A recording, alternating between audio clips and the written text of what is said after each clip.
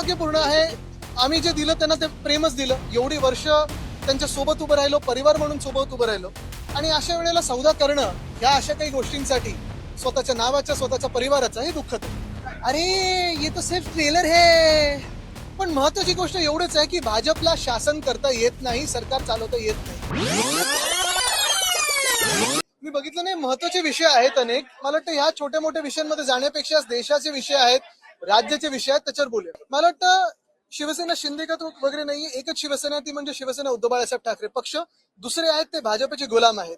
आणि ह्याच्यात आपण पाहिलं असेल, हे जे विकाऊ लोक आहेत जे आज तिकडे चाललेले आहेत, जनतेने पाहिलेलं आहे की आज लाडके बहिणी 85 लाख लाडके बहिणींना त्या योजनेतून बाहेर काढलेले आहेत.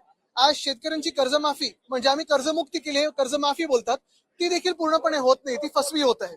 एका बाजूला बीएसटी ला द्यायला पैसे नाही, दुसऱ्या बाजूला आपण पाहतोय जे कामं चालली आहेत महाराष्ट्र राज्यामध्ये ती बिलं काढली नाही जात आहेत. पण ह्या सगळ्या लोकांना विकत घ्यायला यांच्याकडे पैसे आहेत. ही विकाऊ लोक, हे नालायक लोक जे आज तिथे चाललेले आहेत, परवा संजय राऊतजींनी त्यांचं चांगलं वर्णन केलं, ही लोक जी गेलेली आहेत ह्यांना जनता कुठचं ऑपरेशन करायचं ठरवेल. पण ह्याच्यात एक महत्वाचं आहे, हे सगळे जे खोटारडे लोक आज तिथे चाललेले आहेत, हे जिंकून आले ते भाजपाच्या विरोधातल्या मतांवर, हे जिंकून आले ते उद्धव साहेबांच्या चेहऱ्यावर जिंकून आलेत, हे जिंकून आले ते शिवसेना उद्धव बाळासाहेब ठाकरे पक्ष असेल, राष्ट्रवादी काँग्रेस शरदचंद्र पवार साहेबांचा पक्ष असेल किंवा काँग्रेस असेल, आणि आमचे सगळे मित्र पक्षांच्या सभा मागून मागून जिंकून आलेले आहेत. हे स्वतःच्या चेहऱ्यावर किंवा भाजपच्या चेहऱ्यावर जिंकून आलेले नाहीयेत आणि लोक त्यांना त्यांच्या मतदारसंघात तसेचे तशी उत्तरं देत त्यांच्याबद्दल बोलत होते. मला वाटतं दुर्भाग्यपूर्ण आहे. आम्ही जे दिलं त्यांना ते प्रेमच दिलं. एवढी वर्ष त्यांच्या सोबत उभं राहिलो, परिवार म्हणून सोबत उभं राहिलो आणि अशा वेळेला सौदा करणं ह्या अशा काही गोष्टींसाठी स्वतःच्या नावाच्या स्वतःच्या परिवाराचा हे दुःखद आहे. अरे ये तो सिर्फ ट्रेलर है. मी हे अनेकदा आधी पण म्हटलेलं आहे आणि आता पण म्हणत आहे. आपण पाहिलं असेल, भाजपला देशात दंगे करता येतात, गदारोळ करता येतो, प्रचार खूप चांगला करता येतो, एक वेगळं वातावरण बनवता येतं. लोकांची जी मनं आहेत ती तशी एका वेगळ्या प्रकारे मतभेद किंवा ते सगळं करून लोकांना एकदम त्या कसं त्याच्यात खेचायचं हे येतं. पण महत्वाची गोष्ट एवढंच आहे की भाजपला शासन करता येत नाही, सरकार चालवता येत नाही. आता आपण पाहिलं असेल, मुंबईला इतिहासात पहिल्यांदा पाण्याचा कट, तर आपण ठीक आहे वर्षानुवर्ष थोडं ते पाणी ऍडजस्ट करायला लावतो, पण पाण्याचा कट 10% सांगूनही मला वाटतं जास्ती लागलेला आहे.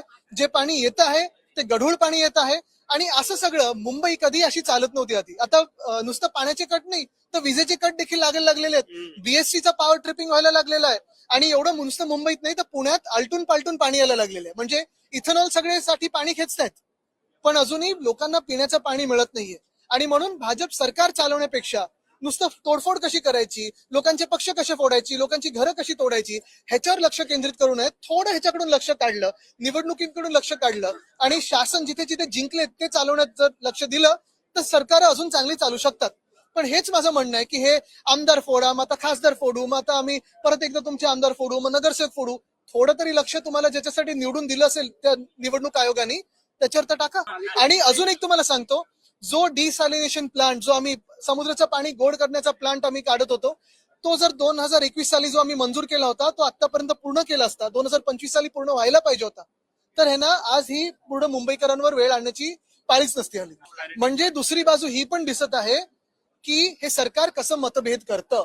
हे एक फार महत्वाचं आहे. आज आम्हाला इथे सगळे जे आम्ही आमदार उभे आहोत, आम्हाला कोणालाही निधी मिळत नाहीये. जेव्हा कुठचंही आता एवढ्या 80 वर्षाचा जो इतिहास आहे आपल्या देशाचा, जी कुठची सत्ताधारी पक्ष असतील, विरोधी पक्षाला देखील थोडाफार पण तो निधी तरी द्यायचे, कारण आम्ही जे येतो ते जनतेतून निवडून येतो. जर तुम्ही आम्हाला निधी नाही दिलात तर अन्याय हा फक्त आमच्या मतदारांवर नाही तर तुमच्या पण मतदारांवर तेवढाच होतो, कारण सगळे ह्या देशाचे नागरिक आहेत. हे जरी असलं तरी आम्हाला जे निवडून दिलेलं आहे ते शिवसेना उद्धव बाळासाहेब ठाकरे पक्ष म्हणून निवडून दिलेलं आहे, भाजप विरोधी म्हणून दिलेलं आहे आणि राष्ट्राच्या हितात, महाराष्ट्राच्या हितासाठी आम्हाला निवडून दिलेलं आहे. हे जे कोणी पलटत ना तिथे निधी द्या ते काही मतदारसंघाच्या निधीसाठी नाही, स्वतःच्या खिशांसाठी पळून गेलेले आहेत. हा सौदा केलेला आहे. आता तुम्ही हेच तर सांगितलं ना मी, आर्थिक कोंडी म्हणजे पैसे कोणाचे, जनतेचे आहेत ना. तुम्ही स्वतःच्या सत्तेसाठी वापरता, लोकांची पक्षांची तोडफोड करण्यासाठी वापरता. हे पैसे जे आहेत ते जनतेचे, जनहिताचे, तसे वापरले गेले पाहिजेत. पण एका बाजूला तुम्ही पाहिलं असेल, मिसिंग लिंकवर पुण्याच्या आता मी गेलो होतो परवा, मला तुम्ही 10 मीटर दाखवा जे सपाट असेल, तिथे पण भ्रष्टाचार दिसतोय. वरती खालती रस्ता आहे. एक रस्त्याने चांगला बनवलेला दाखवा मला. नॅशनल हायवे दाखवा किंवा स्टेट हायवे दाखवा किंवा MSRDCचं दाखवा. हेच तर मी सांगतोय. म्हणजे हे सगळं सोडून भाजप आणि त्यांचे जे मित्र पक्ष आहेत आणि त्यांचे जे गुलाम पक्ष आहेत ते नुसतं खासदार कसे फोडायचे, आमदार कसे फोडायचे, सत्ता असून कशी प्राप्त करायची. आणि ह्यांना परत एकदा सांगतो, हे आमचे आमदार खासदार का फोडतायत? कारण यांना महामानव डॉक्टर बाबासाहेब आंबेडकरांनी लिहिलेलं संविधान बदलायचं आहे. ह्या देशाच्या जनतेने 2024 मध्ये ह्यांना रोखलं, 2040 वर रोखलं आणि म्हणून हे सगळे खासदार निवडून दिले होते. आता हेच खासदार फोडून त्यांना परत महामानव डॉक्टर बाबासाहेब आंबेडकरांचं संविधान हे बदलायचं आहे. 100% होणार आणि हे डिस्क्वालिफाय होणार. जर ह्या देशात न्याय प्रक्रिया असेल तर ती न्याय प्रक्रिया हे ना डिस्क्वालिफाय करेल. जर असेल तर मी आज तुम्हाला सांगतो महत्वाची गोष्ट हीच आहे की हे जे त्यांनी तोडफोड केली हे साचे साजे आहेत, विकाऊ लोक. त्यांनी राजीनामा द्यावा आणि पुन्हा एकदा भाजपच्या चेहऱ्यावर जे कोण त्यांचे प्रमुख नेते असतील त्यांच्या चेहऱ्यावर आज निवडणूक लढवावी. आज पण त्यांना हरवून दाखवा.